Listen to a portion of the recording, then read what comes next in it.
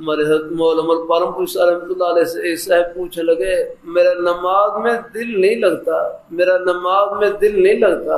اور فرمانے لگے بھائی نماز دل لگے کے لیے تھوڑی پڑھی جاتی ہے، نماز تو اللہ تعالیٰ کا حکم پورا کرنے کے لیے پڑھی جاتی ہے، چاہے دل لگے لگے بس اپنے آپ کو چمٹائے رکھے، اس میں ثواب زیادہ ملے گا۔ بلکہ حضرت گنگوئی رحمۃ اللہ علیہ فرمانے لگے شوق کی وجہ سے کسی عمل کو کرنا، اس میں تو کچھ شوق کا بھی دخل ہے، شوق کی وجہ سے کسی عمل کو کرنا اس میں تو کچھ شوق کا بھی دخل ہے۔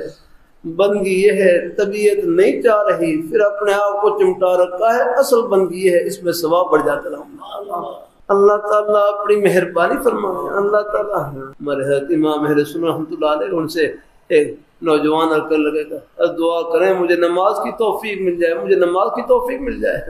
تو فرمانے لگے پہلے ہمت کر کے آپ مسجد میں جائیں، وہاں پر وضو کریں اور وضو کرنے کے بعد پھر صف میں کھڑے ہوں، پھر میں دیکھتا ہوں نماز کی توفیق ملتی کہ نہیں ملتی۔ تو میں پہلے تم بھی تو کچھ ہاتھ پیر ہلاؤ گا۔ مقصد یہ تھا کہ اللہ تعالیٰ کی توفیق تو ہے ہی ہے انشاءاللہ، لیکن آپ بھی اپنا ذرا اپنی کوئی طلب والی شکل تو بنائے۔